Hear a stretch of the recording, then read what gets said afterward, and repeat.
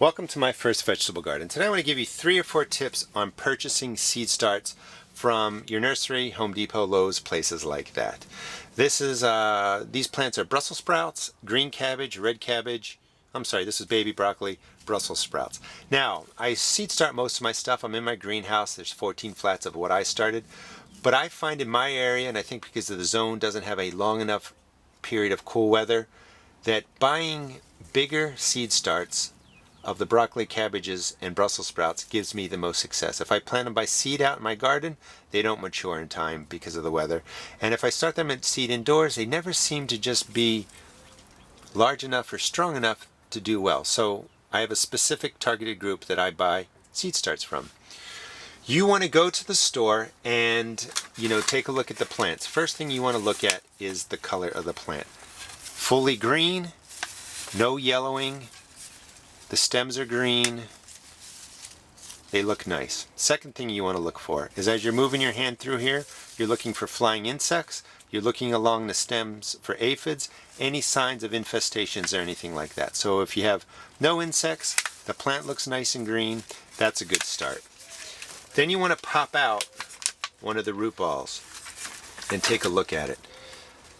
You want a root ball that the roots are nice and white. They're starting to curl a little bit, but not really tightly. They're not over curled. You see a lot of brown in here. A nice ratio of root to remaining soil. So these plants, are at a good stage. That was the third tip. Fourth tip is a little bit harder, is you want to make sure you're buying these when they've been on the shelf for a week or less. And in fact, when I went into Home Depot today, I talked to the person and they said these were delivered yesterday. Now, why do you want that?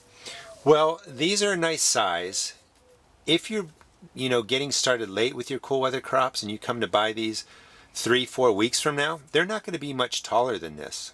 But the plant's going to be thinking it's been growing a while, and when you transplant it into the ground, it's just not going to do as well. The other thing that happens when you get 3-4 weeks going, sometimes they don't do a great job of watering, and you have a plant like this. This is one cell that actually has dried out. It's a little bit moist, so I'll be able to take care of this, perfectly well. But if these have been sitting in these trays 3 or 4 weeks, they're outdoors, the full sun comes, dries them out, fully, all the way through the starting mix, these plants are going to be stressed. Also, 3 or 4 weeks from now, whatever nutrients are in this soil are going to be gone. So you're starting to buy plants that are often stressed by lack of water, lack of fertilizer. They're 3 or 4 weeks old. They're just not going to do as well. So just a quick recap. You want to make sure you buy plants that have just come onto the shelves and maybe not even have been there a week. You want to check the leaves for a nice green color. Make sure there's nothing yellowing, nothing, problematic with how the plant's supposed to look. Look for insects, and then pop out the root ball and make sure you have a nice ratio of white roots to starting mix where the root ball is not, overly grown, and the plant is root bound. That will give you, those are 4 tips that will really help you make sure you spend your money, get your money's worth, and get healthy plants for your garden. Please check out my blog at www.theroastedgarden.blogspot.com and also check out my YouTube videos. Thanks.